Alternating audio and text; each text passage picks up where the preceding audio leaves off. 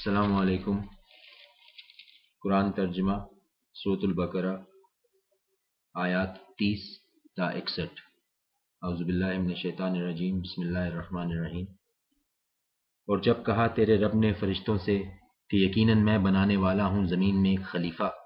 تو انہوں نے کہا تھا کہ کیا تو مقرر کرے گا زمین میں اس کو جو فساد برپا کرے گا اس میں اور خون ریزیاں کرے گا، جبکہ ہم تسبیح کرتے ہیں تیری حمد و ثنا کے ساتھ اور تقدیس کرتے ہیں تیری۔ اللہ نے فرمایا یقیناً میں جانتا ہوں وہ کچھ جو تم نہیں جانتے۔ اور سکھائے اللہ نے آدم کو نام سب،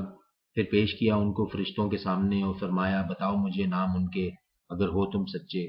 انہوں نے عرض کیا پاک ہے تیری ذات، نہیں ہمیں علم مگر اسی قدر جتنا تو نے سکھایا ہمیں،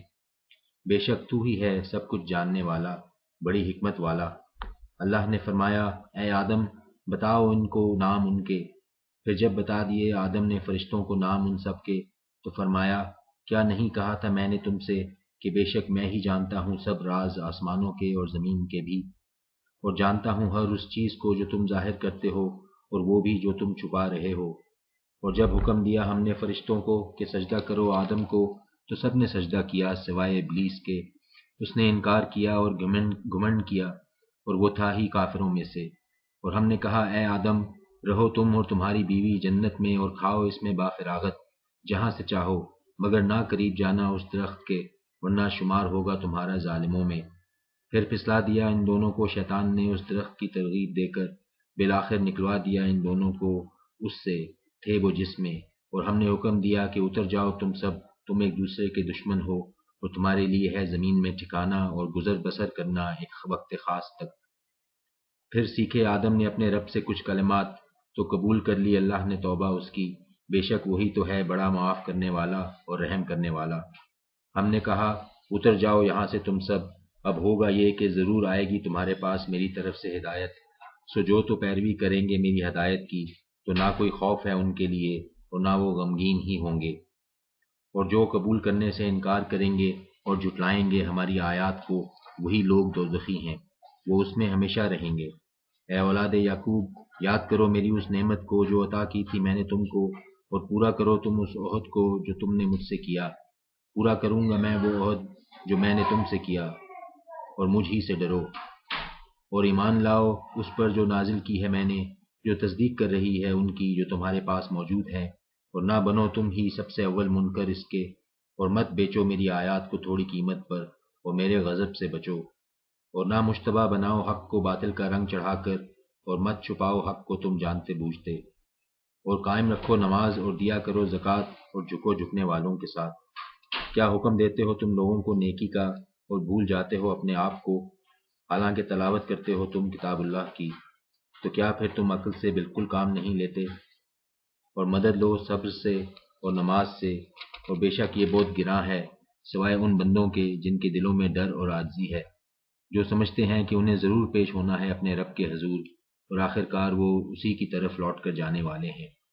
اے اولاد یعقوب یاد کرو میری اس نعمت کو جو عطا کی تھی میں نے تم کو، اور بے شک میں نے تمہیں فضیلت بخشی تھی اہل جہان پر۔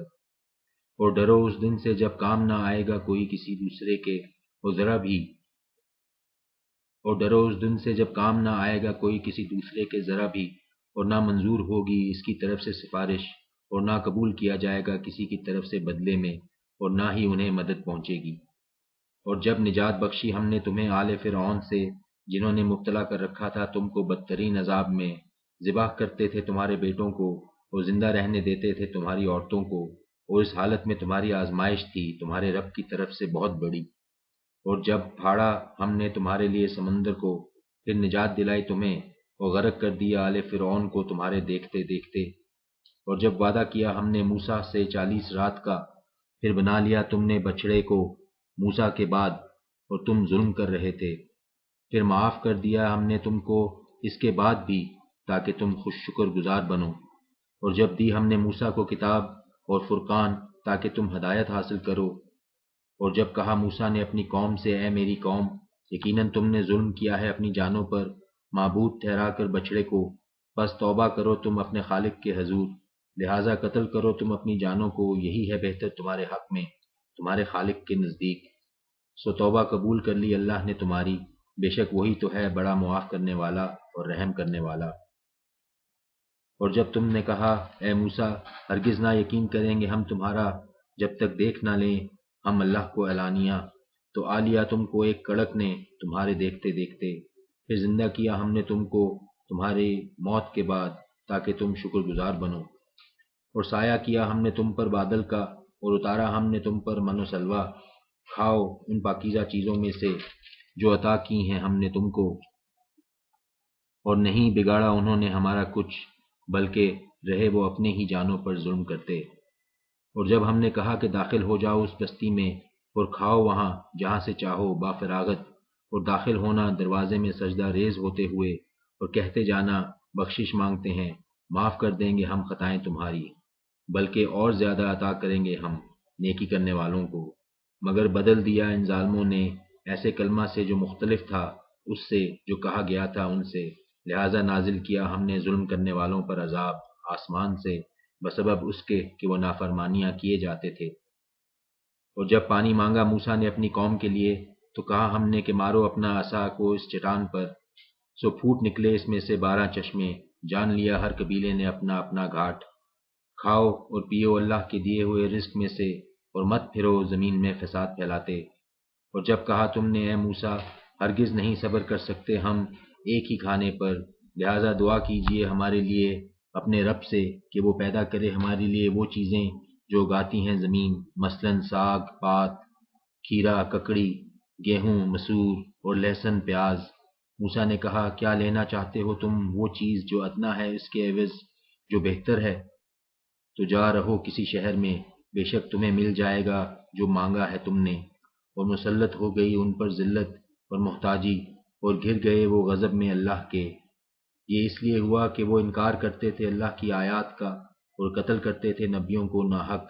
یہ اس سبب سے تھا کہ وہ نافرمانی کیے جاتے اور حد سے بڑھ جاتے تھے۔